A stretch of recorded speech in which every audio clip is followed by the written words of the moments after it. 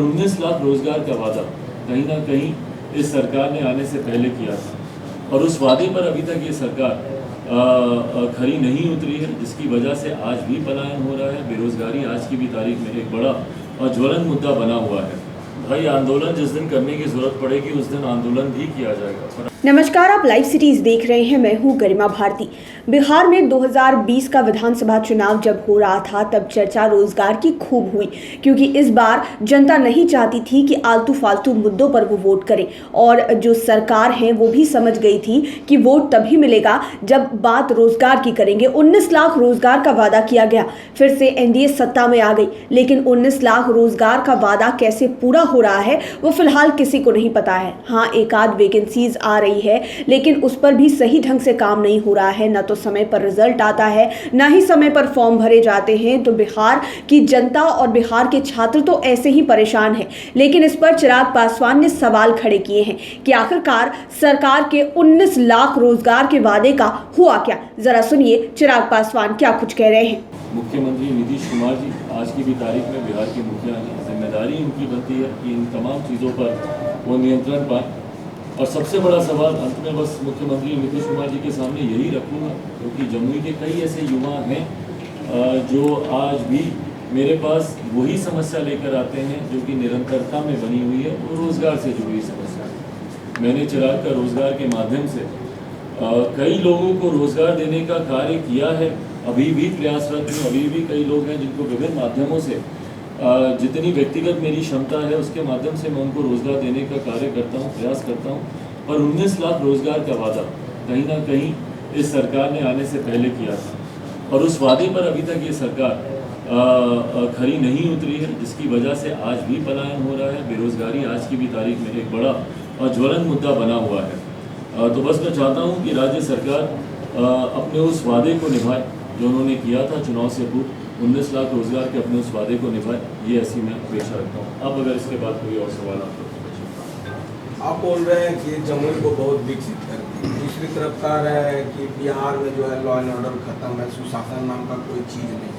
आपको मैं बता दूं कि स्वास्थ्य का इतना जर्जर हालत हमारे जमुई में है। वेंटिलेटर यहाँ पड़ा हुआ है, कोई चलाने वाला नहीं है।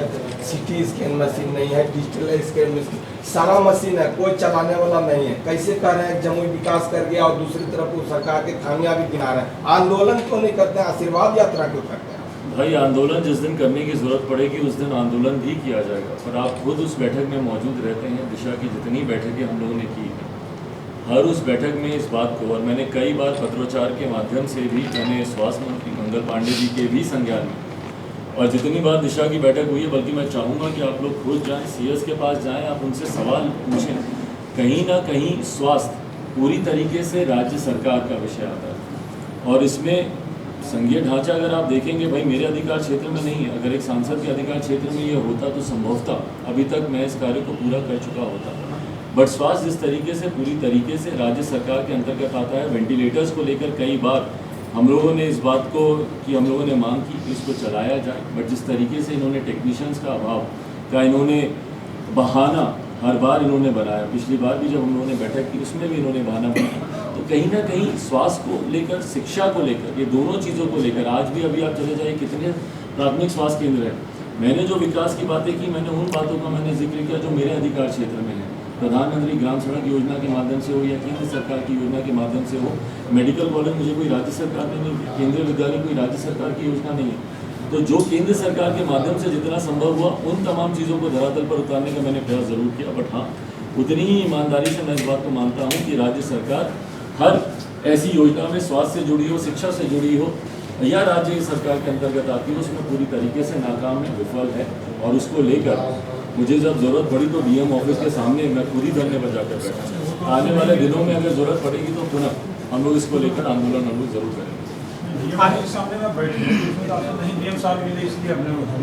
नहीं भाई, मैं उसके लिए नहीं, अगर आपको जानकारी आपके पास पूरी नहीं है, हम लोगों ने शिविर लगवाया, शिविर हम लोगों ने लगवाया था और जिस तरीके से व्यवस्था उस शिविर में राज्य प्रशासन के द्वारा जानकारी होने के बावजूद की गई थी, उन तमाम विषयों को लेकर हम लोग वहाँ पर जमे पड़े। तो आपने चिराग पासवान की बातें सुनी, उन्होंने कड़े सवाल खड़े किए हैं जो बिहार का हर छात्र आजकल पूछ रहा है, हर विद्यार्थी पूछ रहा है कि आखिरकार सरकार नौकरी कब देने जा रही है। 19 लाख रोजगार की बात की गई थी।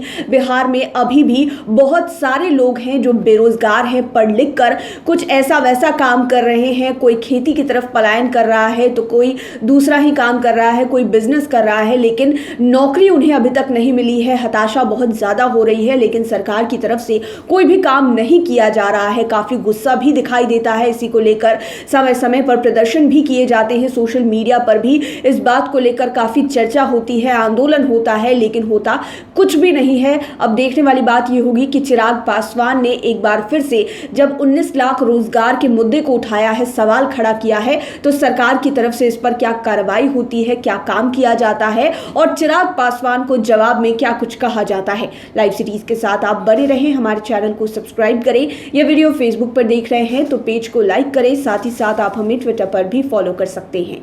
धन्यवाद।